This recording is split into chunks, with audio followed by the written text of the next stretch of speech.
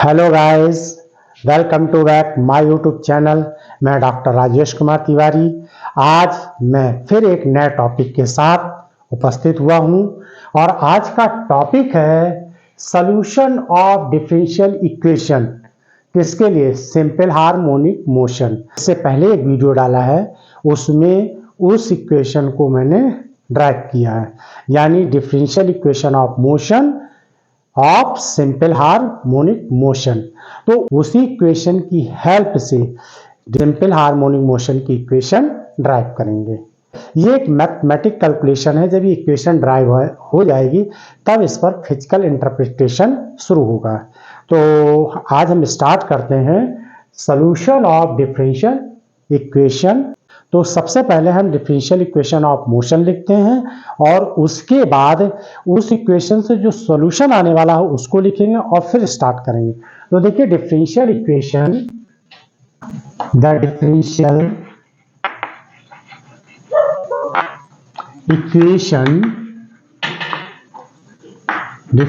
Equation representing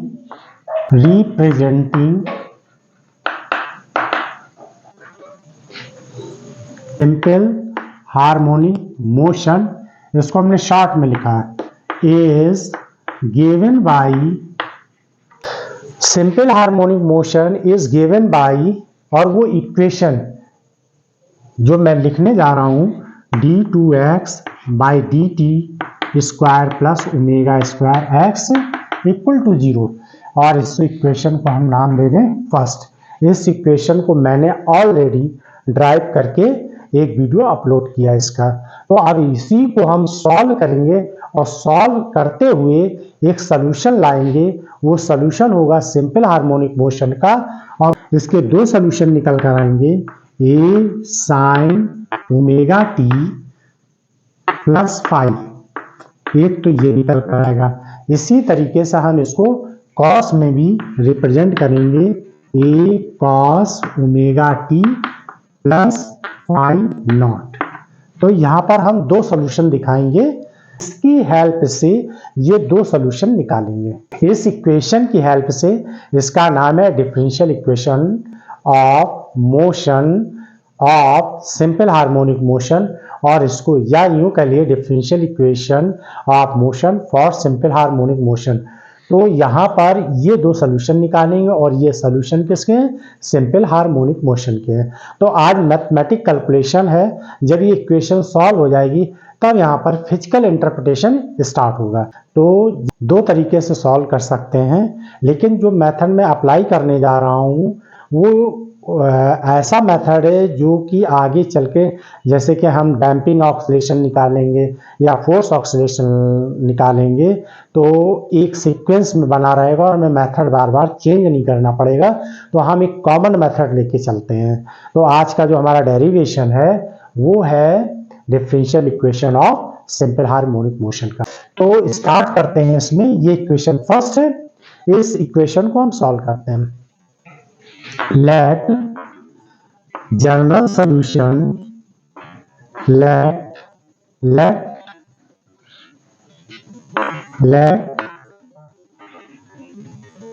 general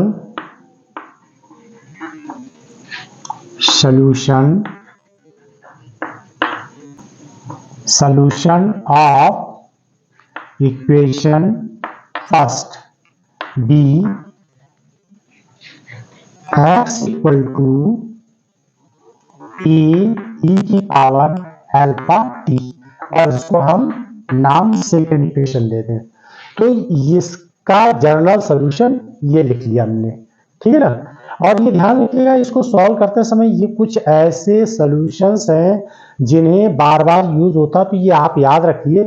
ये कई जगह और बीएससी के ड्यूरेशन में, यानी ग्रेजुएशन के ड्यूरेशन में, ये बार बार ये इक्वेशन भी आती है और इसका सॉल्यूशन ये लिखा जाता है। तो आप इसको याद कर लीजिए क्योंकि ये बहुत जगह यूज हुआ है। तो x इक्वल टू ए ई की पावर अल्फा टी। इसके बाद इसका क्या करें, यहाँ देखिए डबल डिफरेंशिएट हुआ है, तो इसको हम दो बार डिफरेंशिएट कर लेते हैं। D X by D T equal to A ई की पावर अल्फा टी, और ई की पावर अल्फा टी है, तो फिर यहाँ पर अल्फा टी का डिफ्रेंशिएट करें तो अल्फा आ जाएगा। एक बार अगेन डिफ्रेंशिएट यानी d2x by D T square E की पावर अल्फा टी, अल्फा और अल्फा टी का करेंगे तो ये हो जाएगा, तो ये हो जाएगा ए अल्फा स्क्वायर ई की पावर अल्फा टी। ये डिफ्रेंशिएट आ गया, सेकेंड ऑर्डर का डिफरेंशियल इक्वेशन निकल कर आ गया, यानी डबल डिफरेंशिएट निकल कर आ गया। तो एक बार डिफरेंशिएट किया इसका, अगेन डिफरेंशिएट किया, और ये जो रिजल्ट लिखा हुआ है d2x by D T square, ये वैल्यू उठा के आप यहां पुट कर दीजिए, और x की वैल्यू ये वाली उठा के इस जगह पुट कर दीजिए। ये वैल्यू x इक्वल टू यहां पुट कर दीजिए, और d2x by D T square equal to A alpha square E की पावर अल्फा टी यहां पुट कर दीजिए। तो जब इक्वेशन फर्स्ट में पुट करेंगे ये वैल्यू, तो रिजल्ट क्या आ जाएगा, ए अल्फा स्क्वायर ई अल्फा टी प्लस यहाँ ओमेगा स्क्वायर है, और ओमेगा स्क्वायर क्या होता है, अंडर रूट के एम के बराबर होता है। तो जब हमने ये ड्राइव किया वहां पर इसको बताया है। अब x की वैल्यू ए ई की power alpha t equal to 0। अब इसको हम सॉल्व करेंगे, तो इसको सॉल्व करेंगे तो देखिए यहाँ पर क्या सोल्यूशन निकल कर आएगा।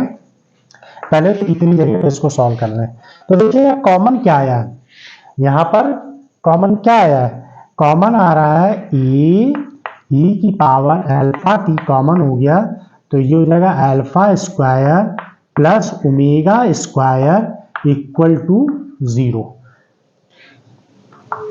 तो ये सोल्यूशन निकल कर आ गया, क्लियर है। अब यहां पर क्या करेंगे, देखिए ए और ई की पावर अल्फा टी ये 0 के, ए ई की power alpha T does not 0, A ई की power alpha T does not 0 because x equal to A ई की पावर अल्फा हमने माना ही था, सोल्यूशन ही था, तो ये तो 0 हो ही नहीं सकता है। तो 0 क्या होगा, यानी कि alpha square plus omega square equal to 0 बनेगा। अब देखिए alpha equal to minus alpha square equal to minus omega square. अब इसका स्क्वायर रूट लेंगे तो क्या हो जाएगा, यहाँ पर ये तो हो जाएगा रूट में माइनस ओमेगा स्क्वायर हो जाएगा। अल्फा स्क्वायर इक्वल टू क्या होता है, माइनस ओमेगा स्क्वायर। अब ये जो है इसका स्क्वायर रूट लेंगे तो यहाँ क्या आ जाएगा, प्लस माइनस आ जाएगा, और ये माइनस ओमेगा स्क्वायर हो जाएगा। अब इसका सोल्यूशन क्या निकलेगा, alpha equal to plus minus root minus, क्योंकि माइनस का साइन है देखिए यहाँ पर, और रूट ओमेगा स्क्वायर, इसको ऐसे लिख लीजिए, प्लस माइनस रूट माइनस 1 को क्या लिखेंगे, आई लिख देंगे, यानी ये क्या है, इमेजिनरी नंबर है आई, और ओमेगा स्क्वायर का रूट निकालेंगे तो ओमेगा, तो अल्फा की 2 वैल्यू आ जाएंगी अल्फा का, यानी यहाँ पर अल्फा का जो सोल्यूशन निकल कर आया वो कितने आए, 2 आए हैं। तो अब देखिए आई क्या है, यहाँ पर आई इज इमेजिनरी नंबर है ये, और इसको हम किससे बुलाते हैं, आयोटा से, आयोटा से बोलते हैं इसको, आई को क्या बोलते हैं, आयोटा बोलते हैं। ये अल्फा की जो 2 वैल्यू निकली है ये उठा के हम किस में भरेंगे, इक्वेशन सेकंड में पुट कर देंगे। तो देखिए यहाँ पर equation second x equal to A ई की पावर अल्फा टी, ए क्या है, कांस्टेंट है यहाँ पर, तो इसका मतलब 2 सोल्यूशन है, तो इसका मतलब यहाँ इसके 2 सोल्यूशन निकलेंगे, क्योंकि अल्फा की value plus minus I omega है, अल्फा की value plus minus I omega है, तो इसका मतलब इसके 2 सोल्यूशन होंगे।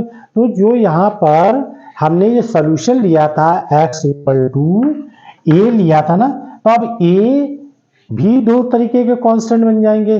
अब इसमें क्या है, a की जगह ये a लिखा है ना, तो a1 e की पावर, देखिए ये अल्फा लिखा है और अल्फा की वैल्यू क्या है, प्लस आई ओमेगा, और t की जगह t लिख दें, फिर यहाँ पर a2 हो जाएगा e की पावर आई ओमेगा t, ये ऐसे निकलकर वैल्यू आ जाएगी, क्लियर ये वैल्यू।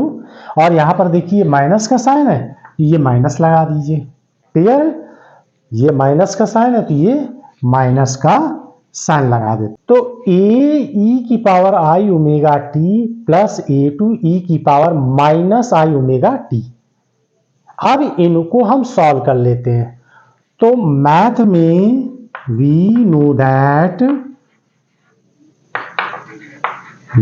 दैट ई की पावर आई थीटा, तो इसका सॉल्यूशन होता है cos theta plus i sine theta. ये मैथ में सॉल्यूशन पढ़ा कि नहीं पढ़ा? ई की power i theta equal to cos theta plus i sine theta. अगर यहाँ प्लस है तो यहाँ प्लस का साइन आएगा, अगर यहाँ माइनस का साइन है तो ये माइनस का साइन आएगा। तो देखिए हमारे पास ई की पावर आई ओमेगा टी दिया हुआ है, तो ओमेगा टी ये क्या है, थीटा की तरह काम कर रहा है। यहाँ पर भी ओमेगा और ये माइनस, तो यानी ये दोनों ही फार्मूले इसमें अप्लाई करने पड़ेंगे। तो x इक्वल टू a1 ई की पावर आई ओमेगा टी, यानी थीटा की जगह काम कर रहा है कौन, थीटा ओमेगा टी की। तो जहां जहां थीटा लिखा हुआ है वहां पर ओमेगा टी पुट कर देंगे। तो cos omega T plus i sign omega T, ये हो गया, प्लस a2 ब्रैकेट के अंदर यहाँ माइनस लगा है तो यहाँ आ जाएगा कॉस थीटा की जगह क्या आ जाएगा, ओमेगा टी माइनस देखिए माइनस आएगा तो आई साइन ओमेगा टी, ये निकलकर सॉल्यूशन आ जाएगा। तो यहाँ पर ये फार्मूला अप्लाई करके सॉल्व कर लेते हैं। अब देखिए ब्रैकेट ओपन कर लिए, a1 cos omega T plus a1 आई साइन ओमेगा टी। अब इसी तरह ये वाला ब्रैकेट खोल दीजिए, a2 cos omega T plus minus आएगा यहाँ माइनस a2 आई साइन ओमेगा टी, ये निकल के वैल्यू आ गई। कॉस ओमेगा टी है, कॉस ओमेगा टी इस जगह भी लिखा हुआ है, कॉमन ले लीजिए। तो जब हम कॉमन ले लेंगे तो आ जाएगा a1 plus a1 plus a2 cos omega T. इसी तरीके से यहां पर देखिए a1 आई साइन ओमेगा टी है माइनस a1 आई साइन ओमेगा टी है और माइनस a2 आई साइन ओमेगा टी है। तो यहाँ पर साइन ओमेगा टी कॉमन हो जाएगा तो आ जाएगा प्लस a1 माइनस a2 और देखिए आई भी है कॉमन तो आई साइन ओमेगा टी। तो ये यहां पर सॉल्व कर लिया। अब इसको हमें तो ये सॉल्यूशन निकालनी है तो इसको हम रब कर देना, ये x हो जाएगा। आप देखिए a1 प्लस a2 कांस्टेंट है और इसको हम मान लेते हैं लेट a1 प्लस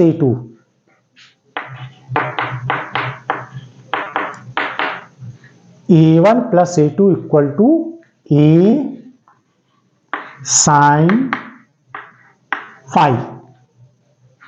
क्लियर? इसी तरीके से a1 माइनस a2 ये कॉम्प्लेक्स नंबर बन जाता क्योंकि i का भी मल्टीप्लाई इसके साथ हो रहा है। a1 minus a2 i a cos phi, ये हमने मान लिया। यहां पर इसको ये मान लिया और a1 माइनस a2 i को ये कॉम्प्लेक्स नंबर हो गया और ये रियल नंबर हो गया। इन दोनों को हमने a साइन फाई और a cos फाई मान लिया। इसमें a1 प्लस a2 की वैल्यू और इसमें a1 माइनस a2 i की वैल्यू, ये ऊपर जो लिखी इनकी वैल्यू पुट कर दीजिए यहाँ पर।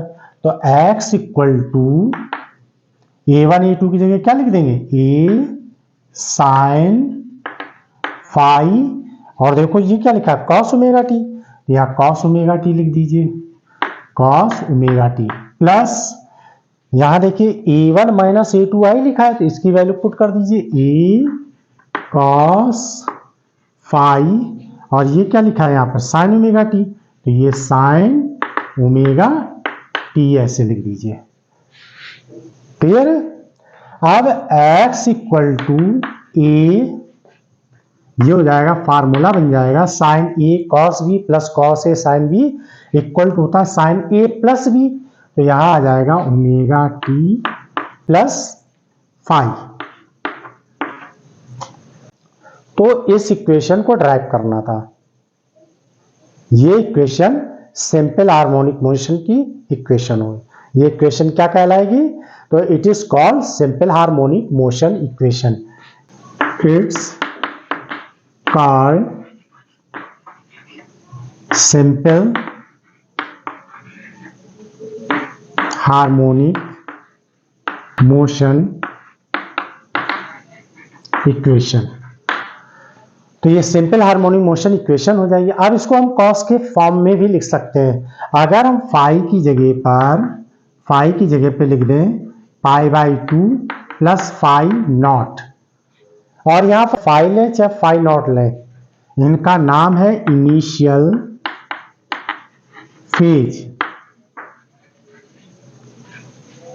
या फेज कांस्टेंट। इसे हम और इसे अदर नेम से जानेंगे फेज कांस्टेंट। तो इसे हम फेज कांस्टेंट भी कह सकते हैं। ठीक है।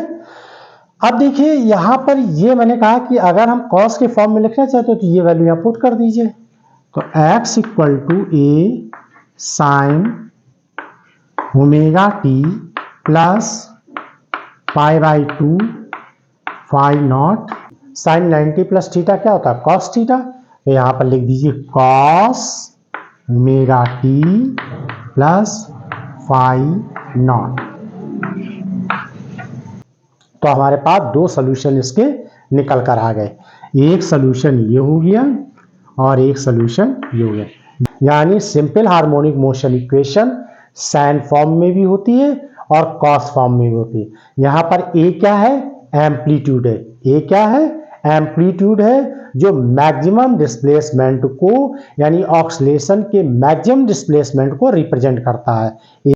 सोल्यूशन अगर आपसे पूछा जाए तो इतना ही देना होगा, लेकिन यहां पर a1 plus a2 a1 minus 2i ए साइन फाइव ए कॉस फाइव माना था, इसको भी सॉल्व कर लेते। तो पहले आप इसका स्क्रीनशॉट ले लीजिए। तो देखिए ये जो है a1 a2 क्या होंगे और a1 a2 और साइन और कॉस फाइव ए की वैल्यू क्या होगी। तो ये दोनों यहां पर ले लीजिए। a1 a2 बराबर क्या है यहां पर a1 plus a2 equal to a sine five और a1 minus a2 i a cos five. पहले इन दोनों को डिवाइड कर दीजिए। अगर हम डिवाइड कर देंगे इक्वेशन फर्स्ट में इक्वेशन सेकंड से डिवाइड कर दें, डिवाइडेड बाई इक्वेशन फर्स्ट 2 से, तो क्या आ जाएगा ए साइन फाइव और यहां लिख दीजिए A cos five, A sine five by cos five equal to a1 plus a2 upon a1 minus a2 और i। ए कैंसिल हो गया, ये tan फाइव हो जाएगा a1 plus a2 upon a1 minus a2 और ये i हो जाएगा। इसको हम five equal to tan inverse यहाँ लिख सकते a1 plus a2 upon a1 minus a2 ये i। एक तो सोल्यूशन यानी फाइव क्या है यहाँ पर फाइव इक्वल टू क्या है वो ये है। अब इसी के आगे हम इसको भी सॉल्व कर लेते हैं कि a क्या है, a किसके बराबर, यानी a की वैल्यू जो यहाँ पर है वो किसके बराबर है, तो इसको भी सॉल्व कर लेते हैं। इन दोनों को स्क्वायर कर दीजिए और स्क्वायर करके ऐड कर दीजिए। तो a1 तो स्क्वायर करेंगे तो a square sine square five plus a square cos square five equal to A1 plus A2 square plus A1 minus A2 और ये I,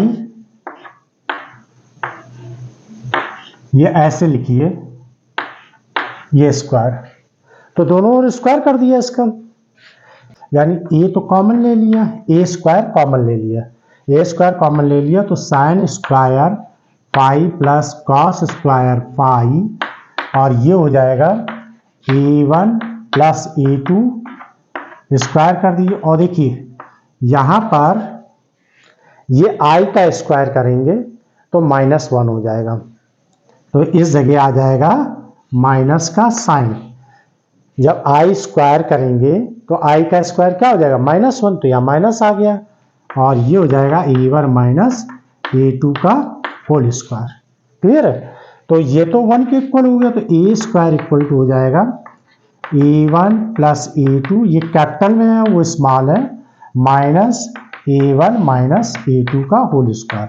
अब इन दोनों को अगर हम पूरे को सॉल्व करेंगे तो यहाँ पर आ जाएगा 4A1 A2, अगर हम इसको सॉल्व करेंगे, और यहाँ पर ये ए स्क्वायर, तो ए स्क्वायर का स्क्वायर रूट लेंगे तो ए इक्वल टू हो जाएगा under root 4A1 A2 equal to root, इसका तो 4 का स्क्वायर रूट निकालेंगे तो 2 हो जाएगा, और यहाँ हो जाएगा A1 A2 और ये ए equal to 2 root A1 A2, यानी जो ए है एम्पलीट्यूड है उसकी वैल्यू जो हमने मानी थी यहाँ पर A1 प्लस A2 बराबर एक कॉस थीटा, तो ए स्मॉल ए यानी एम्पलीट्यूड, ये क्या है, स्मॉल ए क्या है, एम्पलीट्यूड है। एम्पलीट्यूड क्या होता है, ऑक्सीलेशन में जब स्टार्ट करते हैं तो ये जो मैक्सिमम डिस्टेंस कवर करता है, ये डिस्प्लेसमेंट जो मैक्सिमम होता है, maximum displacement is called amplitude,